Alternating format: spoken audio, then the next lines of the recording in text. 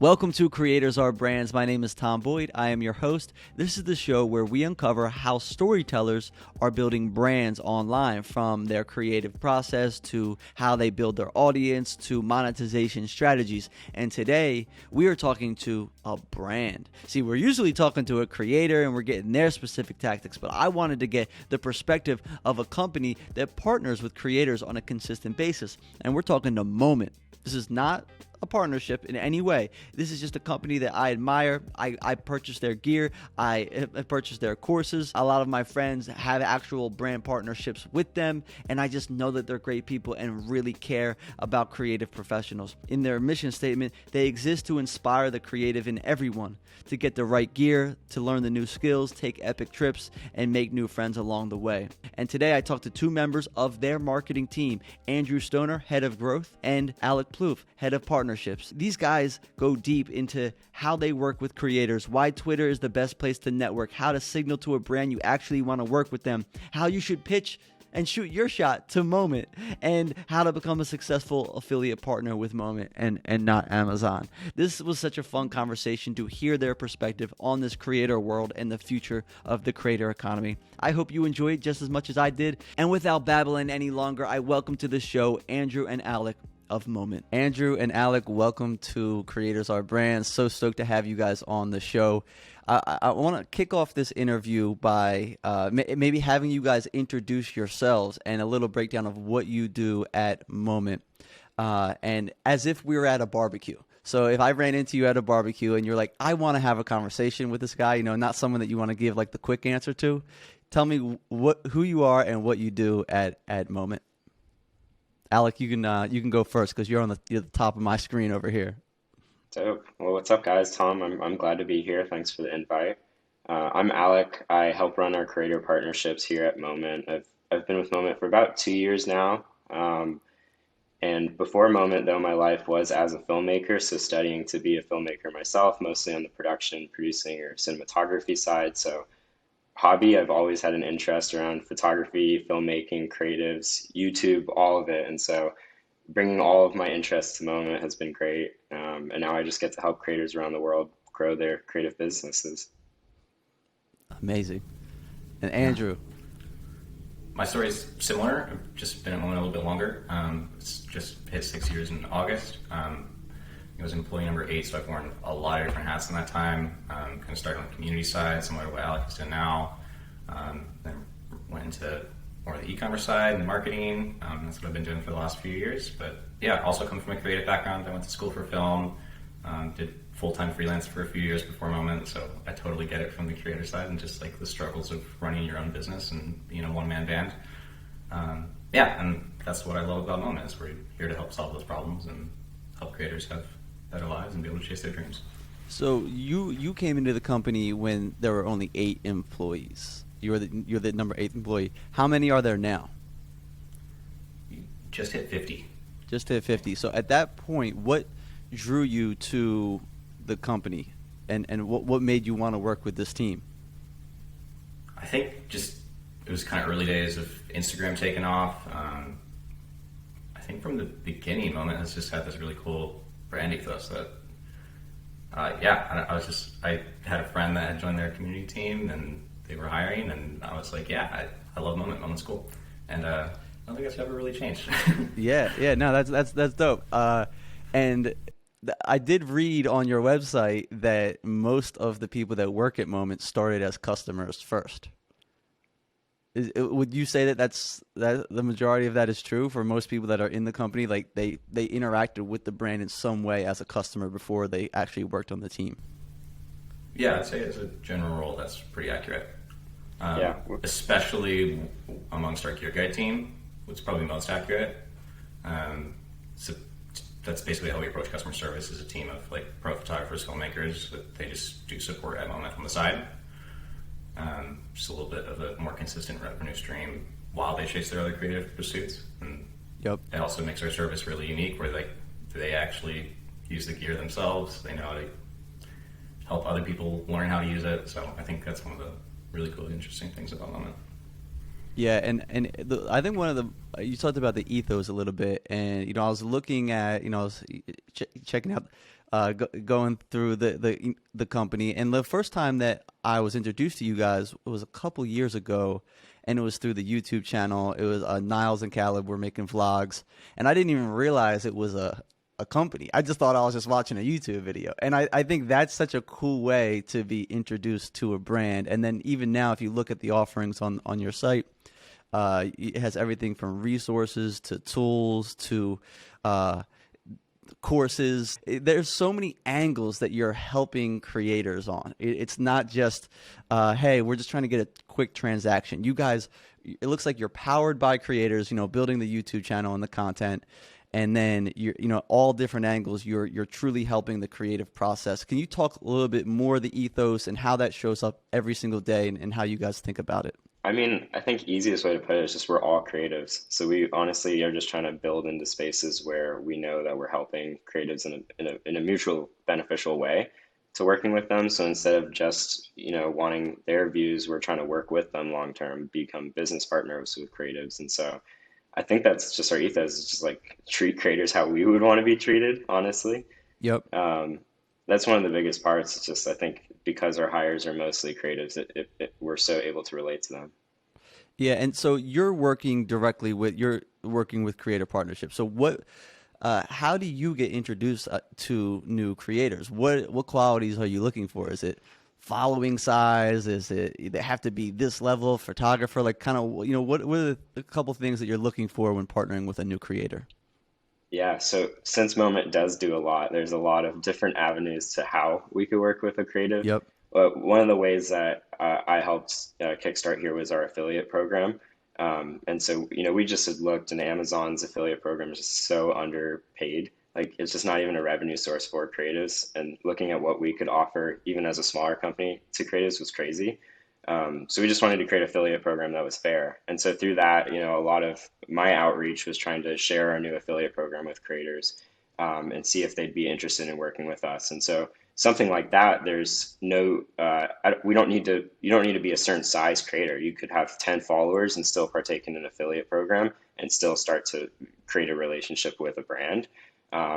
And so it kind of depends on the project. It's something like a course where you had mentioned, like if we're looking for a creator that we want to make a course with, a majority of the sales come from their own audience since it's so personal to them. It's kind of an offering that a creator is selling. So while we can generate more sales through the marketplace, they need a decent sized audience themselves already to have a successful course. And so something like that, we are looking at not necessarily follower size. It does come into, the question, but honestly, engagement, just like, are they a community driver? Do they have a voice in the community? That's really hard to translate to like likes and comments though. Sometimes like Yep. it's just a feel you have to jump for.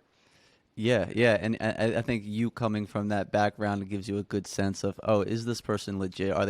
Do they have trust with their audience? Do they actually have expertise here to offer? Is that when you guys do partner with creators to create a course, how much of the production are they involved in? Is there, I don't know if, how much you deal with that or at least know about the team, but that's something I was curious about. Is it, when you work with, I've taken Colin Samir's course for a moment, and then I took Jesse Driftwood's course on creating short videos. How much of the, where do you meet them halfway with the production on actually making the content for the course? Yeah, so there's actually two ways that you can see courses on Moment, and I think people aren't as familiar with the second way, which is just third-party lessons that creators want to sell. So existing courses that they've already made, not with Moment specifically, but are just looking for a marketplace to continue to sell their existing offering to a new audience. And so that's one part, is if someone has an existing course, we just look at quality. Is it something that's not currently in our catalog? And if it fits in, we want to onboard it. Yep. But in terms of the Moment produced ones, I would say as involved as the creator wants to be. So, I mean, it's turnkey in the sense that we run the production and logistics for the creative. So we plan, of course, the shoot, make sure our crew is there to film it. We're editing and marketing it.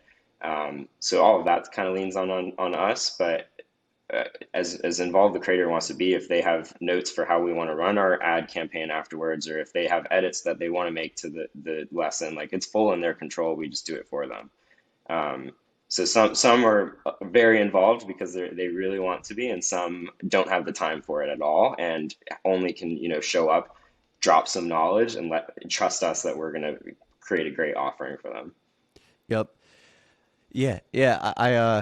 I love that because you guys are, a lot of people they have this expertise, but they don't necessarily know how to package it. And you guys are giving them the marketplace and the resources to be able to package it and like get it right in front of an audience. I'm part of the Slack group, the Moment Slack group, and I've met multiple. I mean, honestly, I think I get the value that I paid for the courses in just meeting the people in the Slack group. Like it's not even related, exactly. I mean, the courses are great, but even just like meeting like-minded people across the country that, we end up collaborating. I found editors in there, photographers that I've worked with in the Slack group, and you can't really put a price on that. Andrew, I'm curious. So you've been here for over 6 years now. Started with 8 employees. You were number 8. Now there's 50. The creator economy is a word now. 6 years ago, it wasn't a buzzword. It wasn't. Everyone wasn't running to this space trying to make money off of creators. In your mind, what as far as your company goes, it seems like the ethos has changed the same. How is the trajectory of the company change, as far as what you were selling then and what you guys are focused on now in terms of products that you're creating for creators? Yeah, that's an awesome question. It's been interesting for us because we've gone about it kind of like the reverse path of what you normally see. So we started just as a lens and case company with like 25, 30 products. And then I think we saw this trajectory of where everything was going way earlier than most people did. And pretty immediately, I think from the very first year I started, which was like 1 year after Moment, we were talking about we're going to go through this DTC product company, through to retailer, through to how do we become a platform creators can build on. And so, I mean, this has been like 6 years in the making to what you see on the Moment site right now. It's definitely like the reverse of what you usually see with like a REI that starts as a retailer and now they have some of their own products on their store. We started making products and now we're more of a marketplace. Yep. And I think that has had some fun challenges too around just like how do you educate people in a smaller brand about like how you're going through these different stages as a company. And I think there's definitely been growing pains along the way, but it's been a lot of fun. What's the most important thing on your side of Moment, like in your communication and how you're thinking about communicating to creators? What is it? Partnerships? Is it paid ads? Is it is it creating content? I feel like there's so much going on. So how do you focus where you're putting that attention? Yeah, I mean, I think you phrased the question really well in that we're doing a lot of different things, and so that presents some pretty inherent challenges of just like prioritization, and then also how do you tell consistent brand stories throughout all of these smaller campaigns, which is it's hard. I'd say one of our approaches is volume. I think we put out a lot of different campaigns at a pretty rapid pace. So we probably are launching like 2 to 3 new products a week, most weeks, I'd say. So there's always like smaller product stories, new stuff coming out. We're always looking for new, smaller brands that are up and coming, working on projects with creators around lessons and digital goods like presets and LUTs. We have an app team as well, so we have a bunch of apps on iOS, which are awesome. So I'd say like that's one aspect of it, is just like, what are we launching? Let's tell those stories. A lot of times those are maybe like more like small to medium stories. And then outside of that, we would have like a promotional calendar where we're focused on our larger campaigns of the year. I think there's kind of 2 ways to go about it. You could do like 1,000 pretty okay stories a year, or you could do like 10 awesome stories a year. So we kind of try to split the difference and do like 2 to 3 awesome ones and maybe 500, 600 smaller ones. I want to talk about the YouTube channel a little bit, because I kind of I glossed over it a little bit there earlier. But the YouTube channel, I feel like it's such a driver of just like connection with you guys. I'm learning about the personalities. You get to know the inside jokes between the people on your marketing team, and it just seems like it's such like a from the outside looking in. I know there's always different stories to be told, but it seems like such a fun, collaborative place, like a place that's built on just a you see the creative culture. How do you guys think about the YouTube channel in terms of, growing the business? Yeah, it's gone through its own journeys as well. Yeah. I mean, I think so. As we transitioned, Andrew may be able to speak on this part more, but when we were just direct to consumer, the content was really important. It was, really showcasing why the lenses are needed, how they could be used, the Yep. fun you can have with them. So back then, it was absolutely like the main content machine. Um, and then as we moved more into retail, we started having over 80 brands of gear, so lots of toys that Caleb and Taylor and Joshua can play with. Yeah. And so they played around with a lot of what was being introduced into the store, but then we saw it became a little too salesy, honestly, when you're covering every product that you release on the marketplace. Like then the audience that was there originally just for the fun and the vlog type content kind of missed that. So I think they're back in they're where they want to be, where it's just growing the YouTube channel, focusing like only on the subscriber base, not on how it really affects the marketplace, Yep. but just having fun with it, just like a creator would. So the YouTube channel is kind of independent, but it kind of showcases how we can work with other creatives as well. As like we have the affiliate links, we can work on brand campaigns together. And so it's just a way that we're a part of the community as well, but hopefully organically. And then of the 50 people that work at Moment now, are most of you guys in a central area, or a lot of people remote working across the country or world? Basically 100% remote. You guys are 100% remote? Yeah, I mean, we do have an office in Seattle, and we maybe have like 5 or 6 people there. But yeah, we've been remote since the start, so people all over. Yeah, I'm not even in America currently. I Like, love it. as long as we get our job done, and we all are responsible for our own things, and so as long as they get done and on time, and you're helping grow the business, it doesn't matter where you're at or what time you're working. That's how creatives work, and Yeah. so we got to be on their time schedule too. Yeah. So I'm curious, Alec, what creators out there, or one or two that you haven't worked with yet, but you think would be a fun opportunity to collaborate with? Oh, geez, there's a huge list. I mean, it depends on like what we're doing, but I think at larger mission, I mean, I know the answer is Mr. Beast, of course. Like, I know he really, really wants to see the creator economy grow as well. And I think we do have a lot of tools that can help young creators. So he's someone I want to work with, not just because he's massive, but I Yeah. think he really sees the creator vision as well. So he's definitely one. And then even in our own space, there's so many talented photographers or filmmakers that I would love to personally meet, just because they helped me grow as a photographer, as a filmmaker early in my career and my freelance career. So it's nice to see them still in the space, and I hope I can help them as well now. Yep. And then Andrew, how about you? I I feel stole like, Mr. Beast, so it's good luck. yeah. No, I think I've hit most of mine, honestly. I think I mean, our current list of creators is an awesome list. Like Joe Greer's photography is incredible. You can include non-filmmakers or Yeah. non-photographers. Yeah, that's fun. I think like an Ian Leibovitz would be kind of sweet. Yep. Definitely like new and unique, and her photography is just like mind blowing. Yep. Yeah, I think maybe a lot of mine then would be like the older photography crowd. Yeah. Yeah, like Yeah. fashion street portrait photographers. Yeah. It's such a wide open world for creators right now. And you mentioned it before, but just the access to the tools. And I think that you guys focusing on mobile first was such a great positioning, because everything was being built around just being able to make it as easy as possible to go from idea to giving it to the world. I'm curious, like, what are your predictions for, like, what are some things that you're hopeful for in the creator space in the next 2 to 5 years? How is it going to change? What platforms are we going to be focusing on? Is TikTok going to be beating YouTube? Like, kind of, what's your vision for the creator economy in the next couple of years? Um, in social space, I'm full on Twitter. I mean, I've Ooh, been on Twitter since 2011, I think.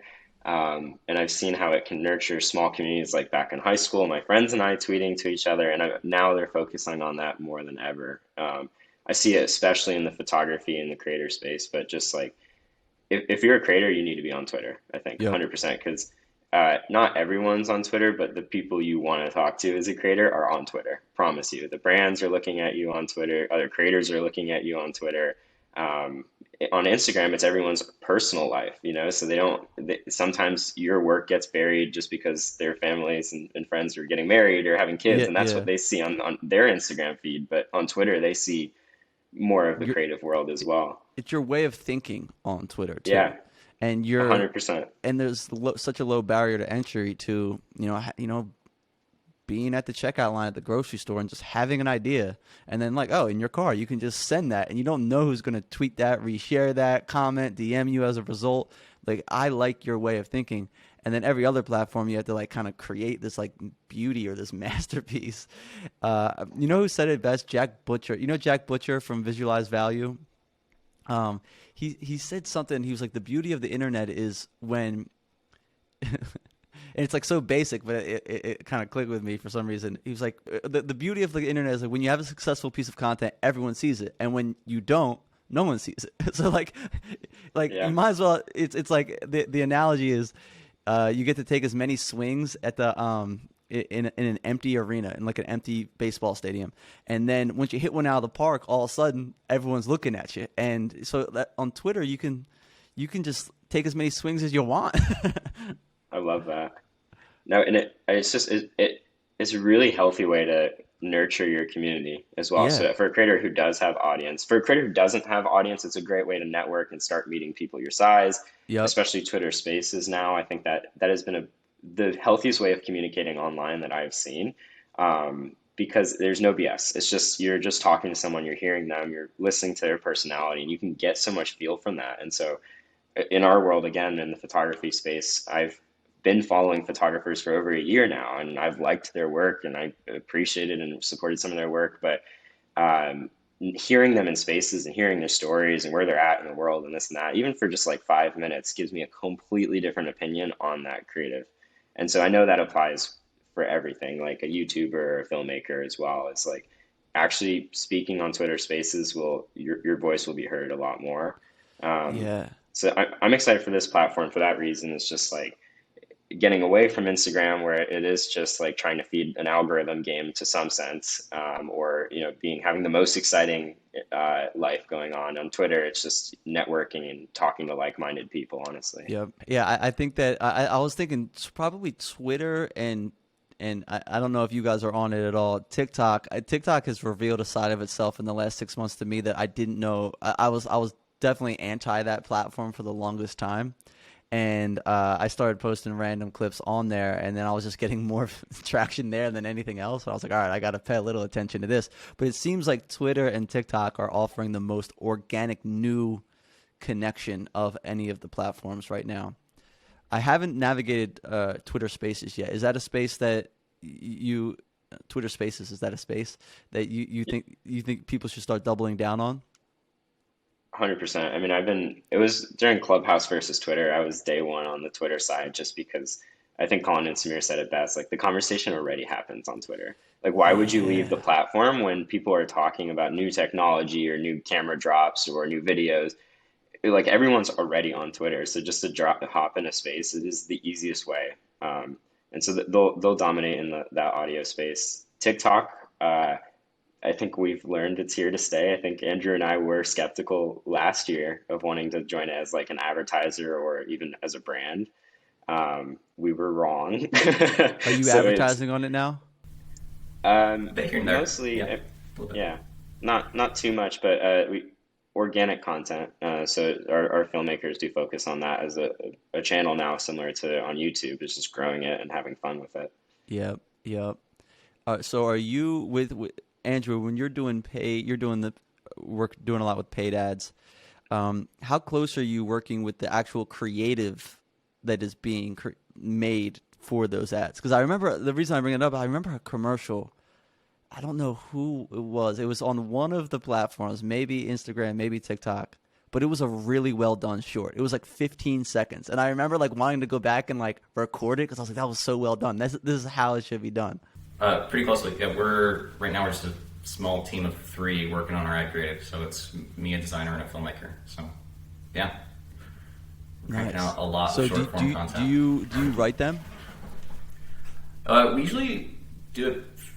It's interesting because we are doing a whole bunch of different types of content at once. So we'll do like a full YouTube vlog, we'll do like a shorter YouTube trailer, and then we'll do a bunch of different like 15, 30-second ad cuts. So most of the time what we're doing is like a larger project brief for the whole shoot, and then shot lists within that for what we want to be able to cut for ads, what we want to be able to cut for video. Yeah, it's nice to have a team in your back pocket that are natural communicators and storytellers to be able to create short form ads, because they know what people want to consume. A lot of the ads that come up, on these social platforms, they're just interruptions or distractions. And I just like found it so refreshing that a brand new. I honestly wish I could find the video. If I find it, I'll put it in the link in the description as an example to show to people. But I always love that process. I've been someone that I'm like someone that grew up really enjoying TV commercials. Like I used to love watching TV, like a clever TV commercial. There'd be like 5 TV commercials in a row, and then one of them would pop out, and I would always be like, "Why is that good?" And like, what drew me into that experience? And I don't know. So whenever I see a team doing it well, so I commend you guys for that. That was dope. Awesome, thank you, Tom. Real quick tip there too. If anyone wants to go try and find some ads, Facebook has Facebook ads library, so you can just go look at any brand's ads there, which is also not a bad tip for creators if you're trying to get into product videography or anything like that. You can go find your favorite brands and see what kind of creative they're doing. And just borrow, use inspiration. Steal like an artist. Like an artist. Exactly. Yeah. Or Austin Kleon. Yes. Yeah. Pitch those small brands too. If you see the type of ads they're making, if they're a smaller brand, they're probably outsourcing a lot of that. So I mean, if that's your style and your thing, pitch the brand then based on their own ads. Yeah, or just make it first, and then say, hey, you want to use this? I noticed that you're selling this for the next 3 months. I made this for your Black Friday sale. I mean, you can do that. You can have an idea, create it, and send it to people. I think there's a word for that, permissionless networking. You just make the thing before someone even gives you permission. And then, it's like your business card and portfolio and your creative direction all in one. I feel like from our side, if someone did that to us and was like, hey, I made this, and that just creates such a strong relationship from the beginning, because it shows us they're not trying to reach every other brand to just get dollars of whoever would agree. And so, when you start a relationship with a brand like that, then you're letting us know oh, wow, you really do want to work with us. And of course, if the quality is good, then we want to explore it. So I have an idea. How about if you were to market something in the next 6 months, give a creative that's listening right now a creative brief. Can we do that? Am I allowed to do that? If they want to make a video and just show their way of thinking to you guys, what would you want? What's the format? Is it vertical? What platform is it going on? How long is it? Can we kind of give some of that direction right now, or do you want me to cut this out of the podcast? No. I think I'm pretty vocal, honestly, about wanting to help creatives be stronger with their pitches. Because I read a lot of them. So you get all the cold outreach. Okay. Yeah, and I try to respond as many as possible, because again, Moment at least is positioned unlike most brands. So I think creatives need to understand that as well, as how the company operates is so important in how they're able to help advertise or how they're able to work with you. So for instance, I mean, I want to be transparent here.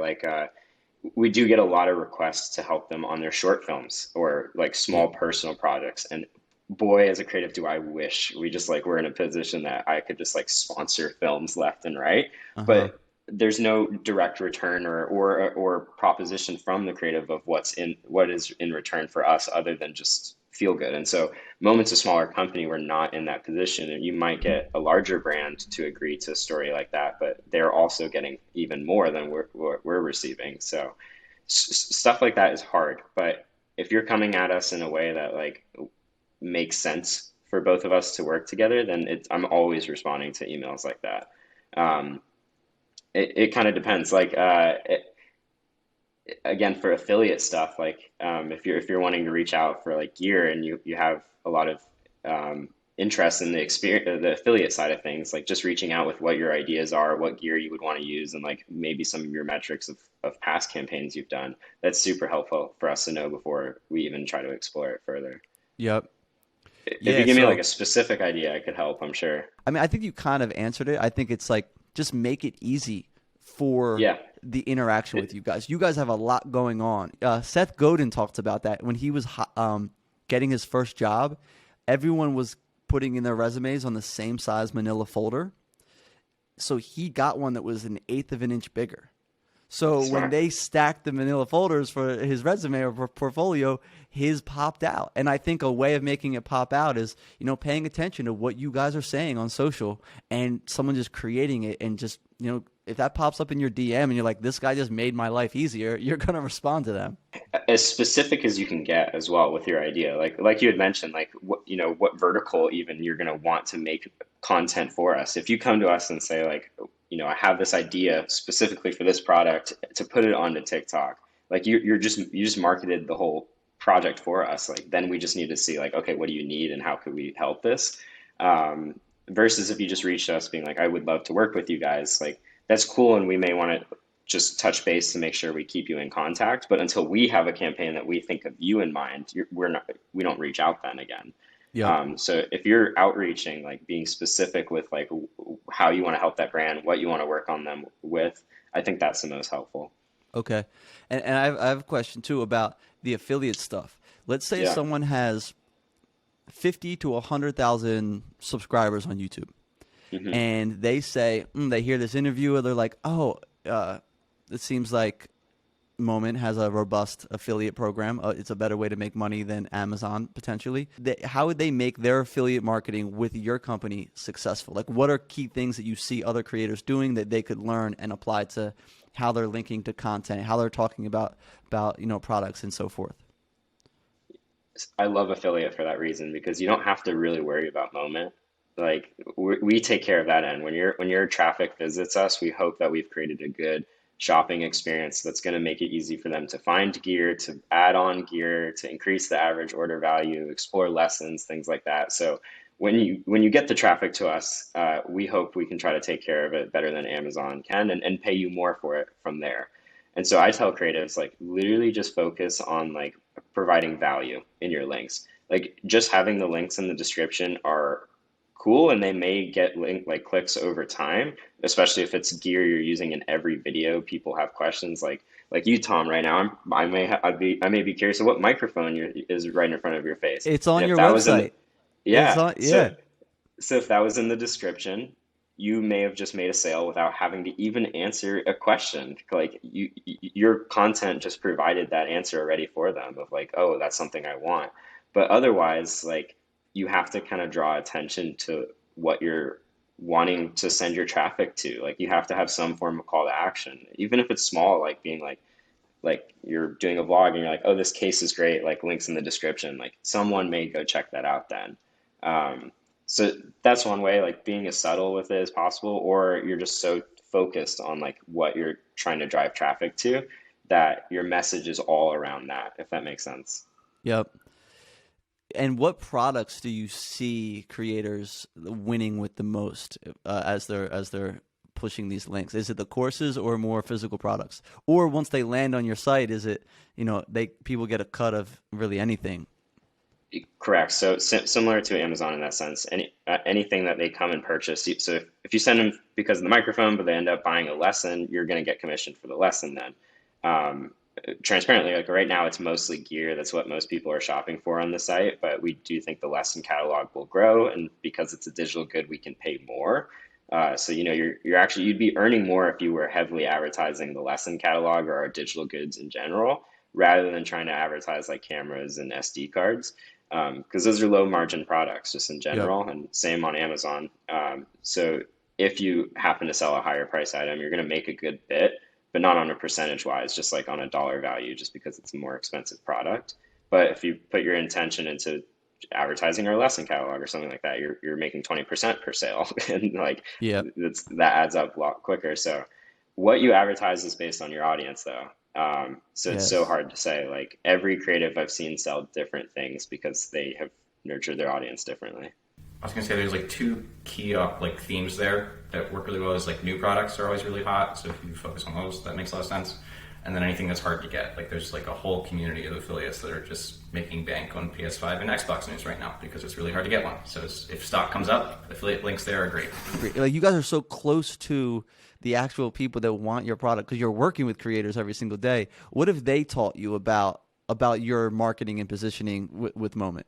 So like, are there any key moments you may be working with Colin and Samir or Danny Gaverch or like anyone where you're like, hey, like this is an angle that we should start approaching? Like, what have you learned from creators is what I'm trying to say.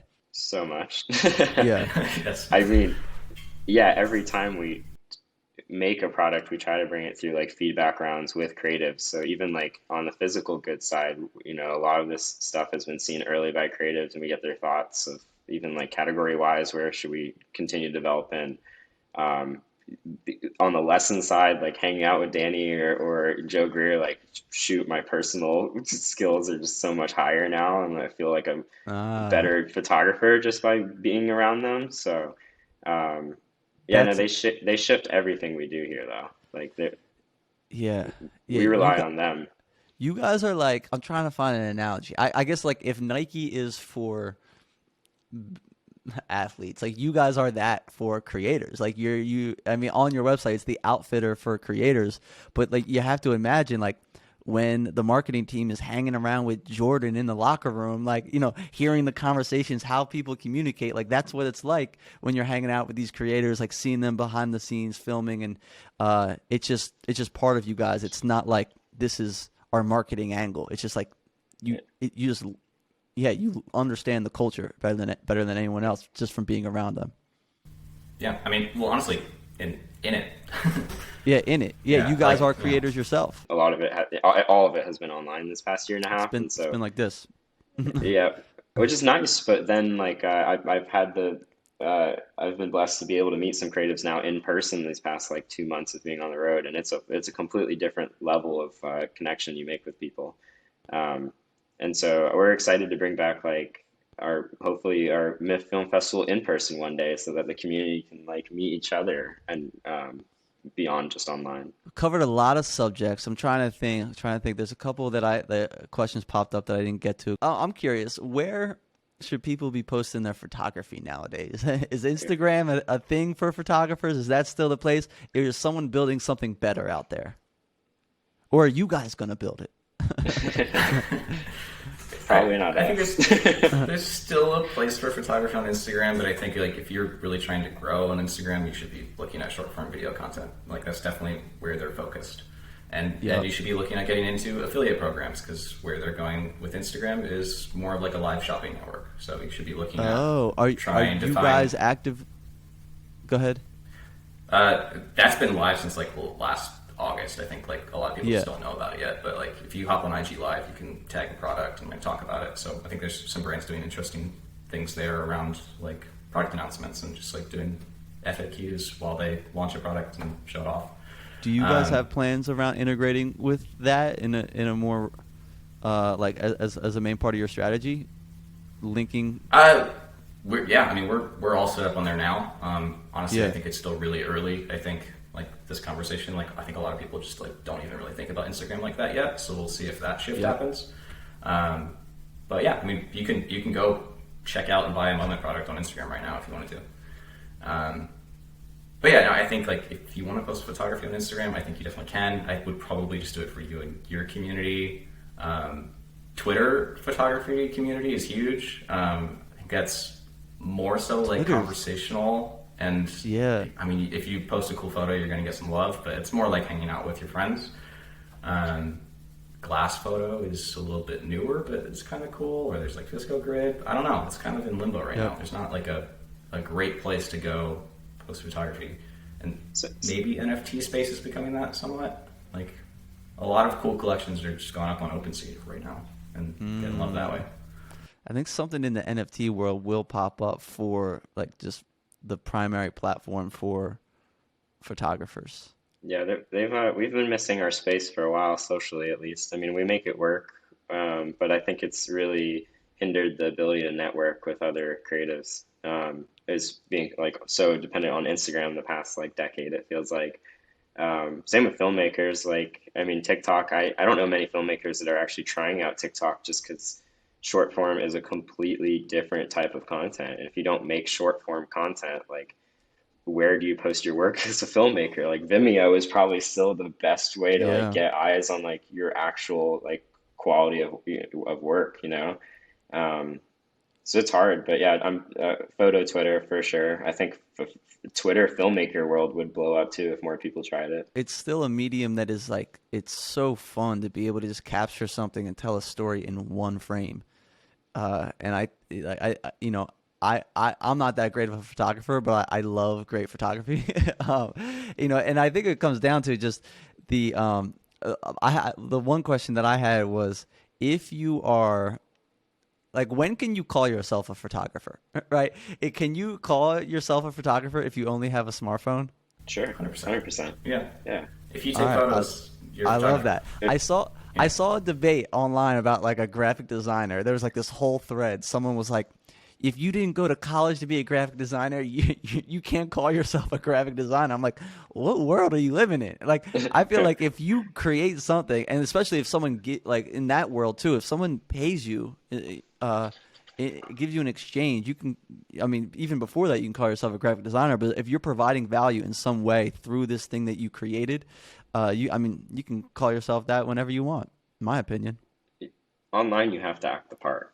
Yeah, Like, I mean, just, if you want to be a photographer, put photographer in your bio and be a photographer then. You know what yeah, I mean? Like, it doesn't, there's no too early of defining yourself as something yeah. if that's your, if you Especially want to in do like that. creative marketing business Yeah, spaces, you know, like you got to kind of own that to be able to communicate that's what you're setting out to do.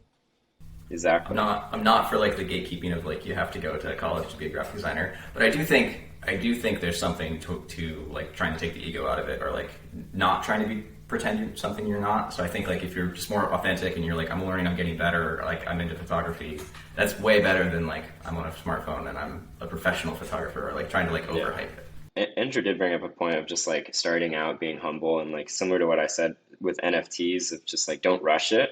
Like that is my advice to creatives in any industry, YouTube, photography, filmmaking, whatever, is have fun with it and keep having fun with it because people, your audience can read that 100%, whether you're taking photos or uploading videos, and don't think immediately about how to monetize it because that's something that comes much further down the road. If you're only thinking about how to monetize it, you're going to start to get sad that you're not monetizing it as well as other people are, and that's not what matters at all. Yeah, and the other thing that I noticed too is when people think about that from the jump, they don't really build their own voice around the content that they're creating. They're only building a voice that is like built to sell, to get Hmm. attention, and then they have to, that's the brand that they become. And then they have to live up to that brand, because when people say you changed in the future, you know, that people fall off. So I think you're focusing on the impact that you want to make with your stories, the creative process around it is key, and then monetize. And Andrew, I remember the topic. It was you brought up Austin Kleon, and you said steal like an artist, but then you also sort of mentioned his other book. When becoming a graphic designer, if you're like kind of showing your process out loud, you're letting the world know you're learning, and you know you're on this journey as you figure this out. Do you are there any? Did you read show? Let's talk about some key lessons from Austin Kleon, if that's an author that Yeah. you know a little bit Yeah. about. It's been a while since I've read his work, but I love Yeah. Steal Like an Artist. I probably read that like 8 or 9 years ago, so it's been a bit. But it's definitely like it's a book that's stuck with me. I think it's easy as a creator to feel like there's nothing new, like everything that is possible to make has already been made, and I think that leads to a lot of burnout and just feeling like nothing I make is good enough. Like, how do I make anything that's better than everything that's already out there in the like billions? Are we in billions of like TikTok videos at this point? Probably. Gotta be, gotta Yeah. be today in the last week. Yeah. Yeah. So I think it's freeing to be able to be like, I am really inspired by this person and this person. How do I bring my own spin to that and make something that is a little bit of that and a little bit of that and a little bit of me? And I think it's a really freeing approach to just like thinking of ideas and not feeling like you're copying. Like you can make things that are inspired by other people and have that still be unique to you. Yeah, I think one of his chapters is about remixing a little. Or is there one that's like he talks about? I don't know if he said this outright, but this is the way my brain thought about it, was like DJs. You know, when they're mixing 3 songs together, like they're creating something new. They're putting their own spin, literally, on a creative thing that already works. And I think people can do that with photography. I think Peter McKinnon does it well. I think he breaks down like other people's photos or breaks down other people's film scenes, and like he's kind of remixing something that already exists with his way of thinking and how he sees the world. It's probably part of why TikTok's been so successful too. Is like the culture on TikTok has really leaned into that. Of like there'll be a trend that goes around for 2 or 3 days, and like everybody's doing their version of the same trend, or like you're duetting someone else's video and reacting to it. So I think it's kind of leaned into just like there are going to be repetitive ideas, and like how do we make that new and unique? And I think that's where they're basically built off the steal like an artist principle. It is. There is only one you though, and so whatever you make is immediately unique. Yeah, even if it's a talking head video, you could say the same messages, use the same exact words, but the way you communicate it could come off differently. Yeah, I mean, we're not saying anything I don't think that's been new to the world, even in this podcast here today, but just our context, our time and place, and just what we're speaking about maybe resonates with some people, Yeah. Well, that's the thing that I talked to Danny Gewirtz a lot about. Is he has a different style of communication on camera, where he's a self-proclaimed, he's fairly introverted, and he speaks more matter-of-factly, and he's not like the Gary Vee personality, like up in your face. And I think those two people could say the same exact thing, and someone just doesn't resonate with Gary Vee's communication style, but someone is like, you know what, I can see myself in Danny. And so that's why, like, yeah, depending on your perspective, your delivery, like everything, just you saying it makes it different. Yeah, I'll say for younger creators especially, I mean, being realistic, it's really hard to watch a younger creator's video as an adult, because it doesn't resonate as easily with you. So for younger creators, I really encourage them to be realistic of who's watching their videos, and it's people their age as well. And so when you're speaking to yourself and how you would communicate that to your peers is what I want to see off of younger creators. And, that's what adults do as well. Guys, this conversation has been a freaking blast. I think that we could probably talk for about 4 or 5 hours. I want to wrap it up. I'm going to ask Alec a question, and then Andrew. I'll ask them at the same time, though. Alec, so this will be for Alec. What if a creator wants to work with you guys? What's the best way to reach out to you, get in touch, and how should they do it? And then Andrew, I'm going to ask, if someone wants to work at Moment, what's the best way for them to get in contact with the company and present themselves to you guys as a brand? Yeah, best way to get a hold of us is through our email. It's at the bottom of our website, hello@shopmoment.com. And as we spoke about earlier, just be concise and be quick with like how you would want to work with us, and if you have ideas, and I'm sure we'd be happy to explore it. Or also on Twitter, follow me at Alec Ploof. I am personally on there way too much, and so people get my eyes if they're on my own feed. You know what I mean? Amazing. Yeah. And then Andrew, if someone wants to work, if someone's like, man, this culture is something I want to be part of. What do you guys? Is there anyone specific you guys are looking for right now, and how do they get in touch? Yeah, for sure. I'd say we're not at a stage of the company where we're just doing a lot of ad hoc hiring for people that reach out. So I'd say like if you are interested, keep an eye on our careers page. I think right now we have one roll up for a project manager.